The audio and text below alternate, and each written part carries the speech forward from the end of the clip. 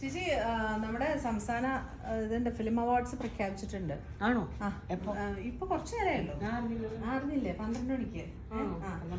അപ്പൊ ഏറ്റവും മികച്ച സിനിമ കാതലാണ് മമ്മൂക്കയുടെ. ജിയോ ബേബി സംവിധായകൻ ജിയോ ബേബിയാണ് കാതൽ സിനിമ. മികച്ച ചിത്രം നല്ല പടമല്ലേ അത്?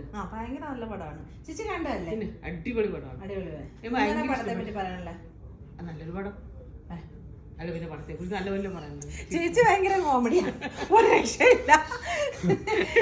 ആ കാതൽ എന്ന് പറയുന്ന സിനിമയിൽ ചേച്ചി എന്താണ് അട്രാക്ട് ചെയ്തത്? അതിന്റെ കഥയാണോ മമ്മൂക്കയുടെ അഭിനയാണോ? എന്താണ് അതിനകത്ത്? കഥയാണ്. എനിക്ക് ആ കഥ ഒരു വെറൈറ്റി അല്ലേ. കഥ അതൊരു ഇതൊക്കെ സംഭവിക്കുന്ന കാര്യങ്ങളല്ലേ. എന്തിനാണ് നീ രഹസ്യമായിട്ട് പറയുന്നത്? അതൊരു സിനിമ ജിയോ ബേബി, അത് സിനിമയ്ക്ക് അത്രേ ഉള്ളൂ. ഇതൊക്കെ പലയിടത്ത് സംഭവിക്കുന്ന കാര്യം. ഇങ്ങനെയുള്ള വെറൈറ്റി കണ്ടന്റുകൾ, അതായത് നമ്മള് ചില പല സിനിമകളും ഇങ്ങനെ വന്നിട്ട് അധികം തിയേറ്ററുകളിൽ ആളുകൾ കയറാതിരുന്ന സിനിമകളും ഉണ്ട്. ഇതുപോലുള്ള കണ്ടന്റുകൾ വരും. ഇതൊക്കെ ലോകത്തിൽ നടക്കുന്ന കാര്യം. നമ്മളിപ്പോ അതൊരു സിനിമയാവുമ്പോ നമുക്ക് ആ ഒരു അത് എടുക്കാനുള്ള ഒരു ഗട്സ് കാണിച്ചില്ലേ, അത് അഭിനയിക്കാനും മമ്മൂക്കാർക്ക് തോന്നിയില്ലേ. അതൊക്കെയാണ് വെറൈറ്റി ക്യാരക്ടർ അല്ലേ മമ്മൂക്ക. നമ്മൾ ഒരിക്കൽ പോലും പ്രതീക്ഷിക്കില്ല മമ്മൂക്ക അങ്ങനത്തെ ഒരു ക്യാരക്ടർ ചെയ്യുന്ന.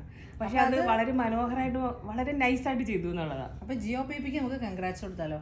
എല്ലാവർക്കും എല്ലാവർക്കും ഇപ്പൊ അതിനകത്ത് അഭിനയിച്ച എല്ലാവർക്കും. ഇപ്പൊ സ്ത്രീ, അങ്ങനത്തെ ഒരു സ്ത്രീ ഭാര്യ അല്ലേ, ആ ഒരു അവസ്ഥ ആ ഒരു അവസ്ഥ അത് സ്ത്രീയെ കണക്ട് ചെയ്യുമ്പോ അങ്ങനത്തെ ഒരു അവസ്ഥ തന്നെ ലേഡിയുടെ ആ ഒരു മൂഡ് നമ്മൾ ചിന്തിക്കണ്ടേ. അതെ ഞാൻ പറഞ്ഞു. വെറൈറ്റി കഥകൾ നൽകുന്ന അല്ലേ അങ്ങനെ നമ്മളെ മലയാള സിനിമ എന്ന് വെച്ചാൽ എന്നാ ലെവലല്ലേ.